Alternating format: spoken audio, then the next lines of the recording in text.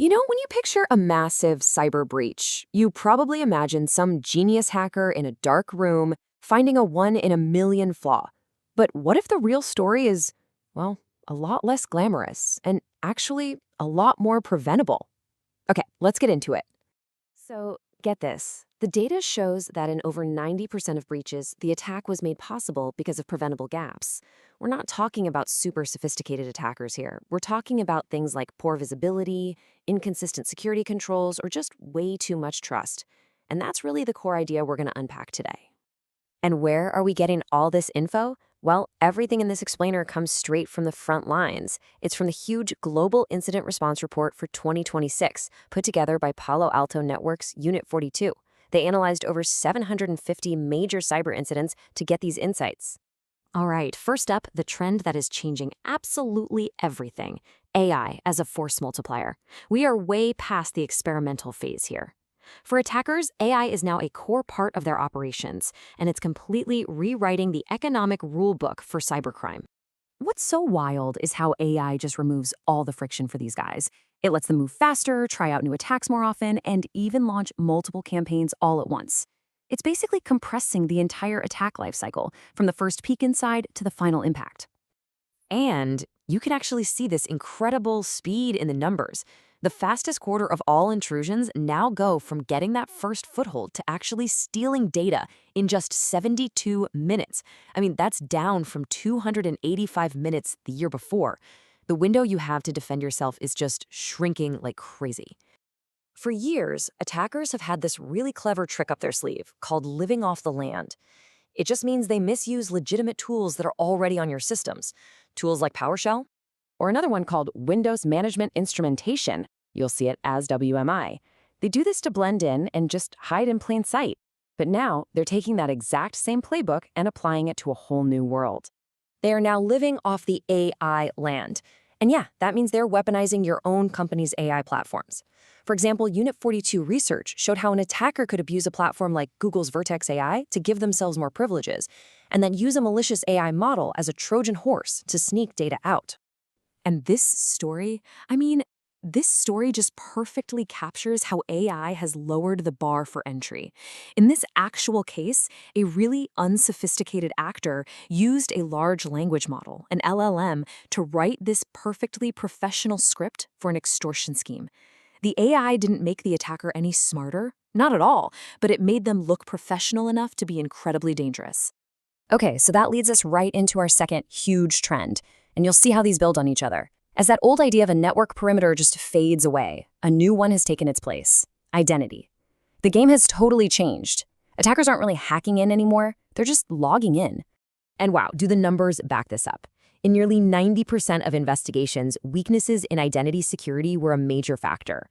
They just used stolen credentials, hijacked sessions, or poorly configured accounts to waltz right in the front door. So here's the bottom line: a full 65% of the time, attackers first get into a network, it's because of these identity-based techniques. That is a massive shift in how we have to think about our defenses. So, you might be asking, why is this so effective for them? Well, in an analysis of over 680,000 cloud accounts, a jaw-dropping 99% of them had way too many permissions. This creates these digital superhighways for attackers to just race around your network once they're inside. And this really means that standard multi-factor authentication, getting a text with a code, it's just not cutting it anymore. We have to move to truly phishing-resistant methods.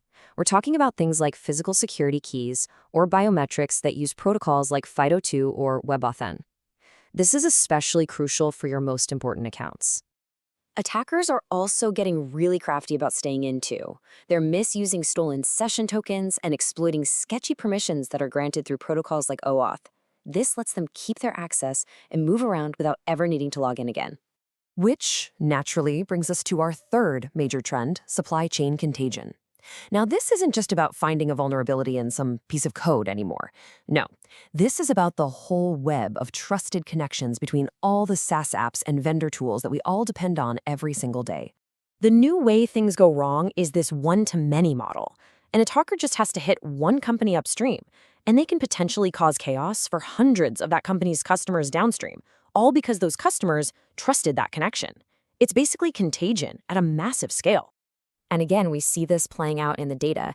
39% of the observed command and control techniques, that's C2 for short, involved attackers misusing legitimate remote access tools. So the bad traffic is literally hiding inside the channels you already trust.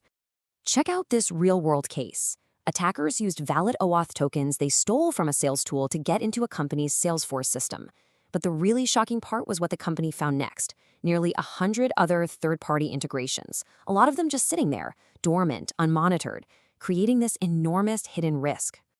And for our final trend, we're talking about the big players, nation-states. Even the most sophisticated attackers out there are changing their tactics. They're moving away from loud, noisy attacks and shifting toward these much deeper, stealthier compromises built for long-term spying. So, groups aligned with China, for example, are now targeting virtualization platforms, the very foundation of modern IT. They're using malware like Brickstorm, which is super clever because it hides its command and control traffic inside what looks like a normal encrypted web session. And we're even seeing the first hints of AI adoption here, which connects back to our first trend.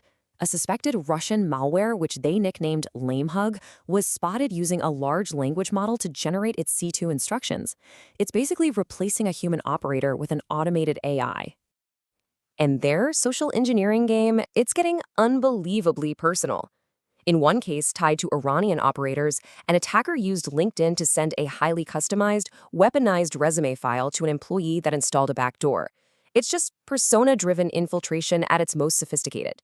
So, okay, after all that, AI-powered attacks, attackers just logging in, supply chains turning against us, and evolving nation-states, it's really easy to feel a bit hopeless and ask, with threats this advanced, is defense even possible anymore? But the answer, believe it or not, is a resounding yes. Because remember that 90% number we started with? Most attacks work because they exploit preventable gaps. So now, let's flip this around and talk about the defensive playbook, the concrete steps we can take to close those gaps.